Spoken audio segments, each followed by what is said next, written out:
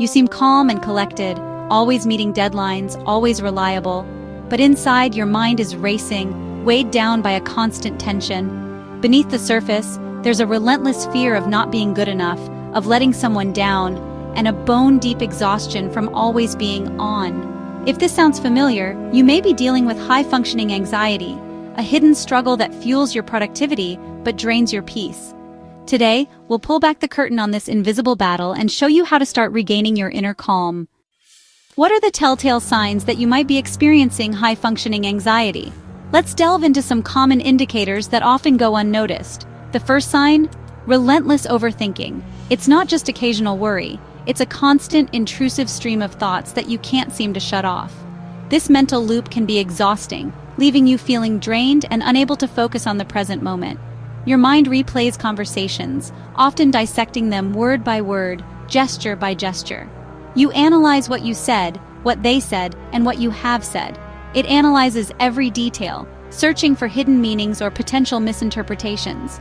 You might find yourself obsessing over the tone of an email or the expression on someone's face, and obsesses over mistakes, even the smallest ones.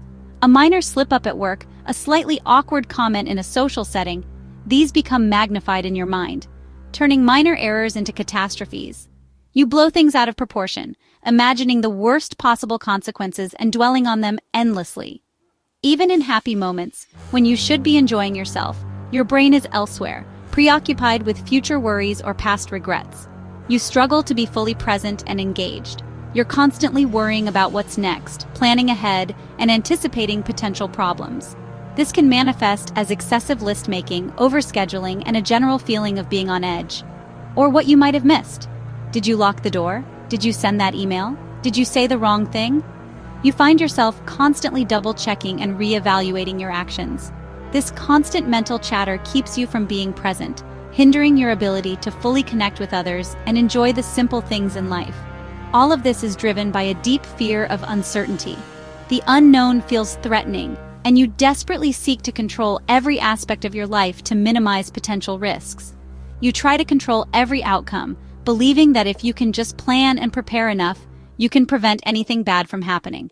By thinking through every scenario, you attempt to anticipate every possible challenge and develop a solution in advance. This can lead to a feeling of being overwhelmed by the sheer number of possibilities. But it only fuels more anxiety. The more you try to control, the more anxious you become, as you realize the impossibility of predicting and preventing everything. The solution, more thinking, becomes your default response to anxiety. You believe that if you just think harder, you can find the answer and alleviate your worries. But this solution becomes the problem, perpetuating the cycle of overthinking and anxiety, trapping you in a cycle of rumination and worry, making it difficult to break free from the grip of anxiety. If you can't switch off your brain, if your thoughts are racing even when you're trying to relax or sleep, recognize this as a key sign of high-functioning anxiety. It's a signal that your mental processes are working overtime.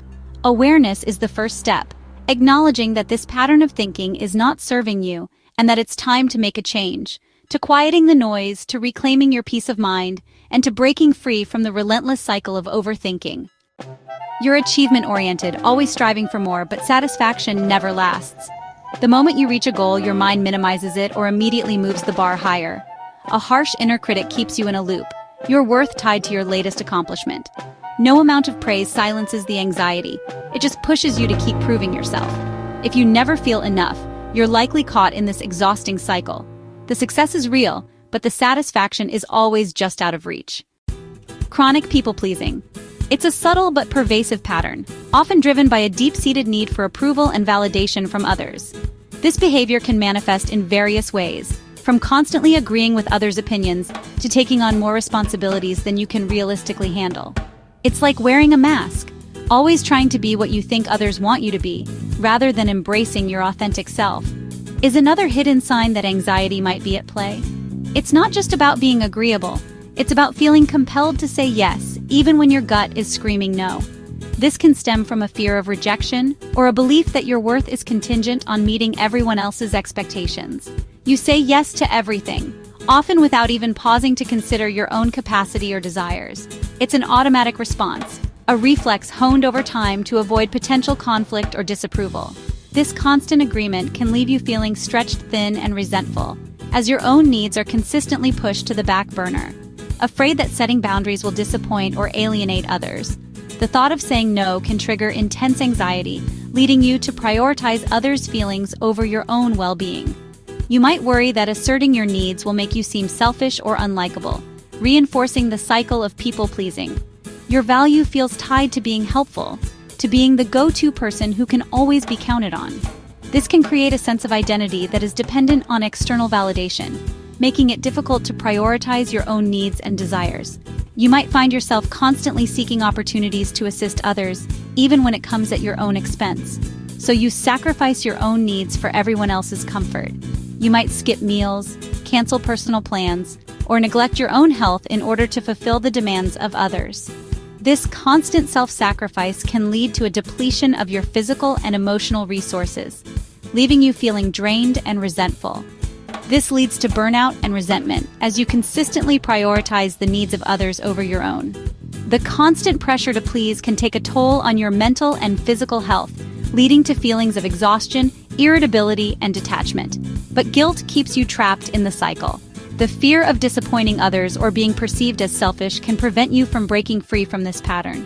You might feel guilty for even considering your own needs, reinforcing the belief that your worth is tied to your ability to please others. You may not even know what your boundaries are anymore. The constant focus on meeting the needs of others can blur the lines of your own personal limits. You might struggle to identify what you truly want or need, as your own desires have been suppressed for so long. If you're constantly apologizing and overcommitting, even for things that aren't your fault or responsibility, it's a red flag. It suggests a deep-seated need to avoid conflict and maintain approval, even at the expense of your own time and energy. And feeling drained, despite getting enough sleep or taking breaks, it's a sign that something deeper is going on. This persistent fatigue is often a result of the emotional labor involved in constantly managing the expectations and needs of others. This is more than just being nice. It's anxiety in disguise. It's a coping mechanism, a way to manage underlying fears and insecurities by seeking external validation and avoiding potential conflict.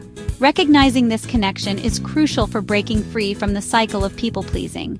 Recognizing this pattern is the first step to reclaiming your energy and prioritizing your own well-being. It's about acknowledging that your needs are just as important as those of others, and that setting boundaries is not selfish, but rather an act of self-care. Your needs matter too. You deserve to prioritize your own well-being, to set boundaries that protect your time and energy, and to say no without feeling guilty. Remember, taking care of yourself is not selfish. It's essential for living a fulfilling and authentic life. Stillness feels uncomfortable, so you keep busy to outrun your anxious thoughts. Your to-do list becomes a shield, and downtime feels threatening. You fill every moment with activity, work, chores, social plans, because silence brings the worries rushing in. This isn't just productivity, it's a defense mechanism. If relaxing makes you anxious, it's a sign your nervous system is stuck in overdrive. Learning to tolerate stillness is crucial for healing. It's about teaching yourself that it's safe to slow down. Perfectionism is often mistaken for high standards, but for you, it's about a fear of failure. Every task feels high stakes. Mistakes feel catastrophic. You spend hours perfecting small things, struggle to delegate, and see things in black and white.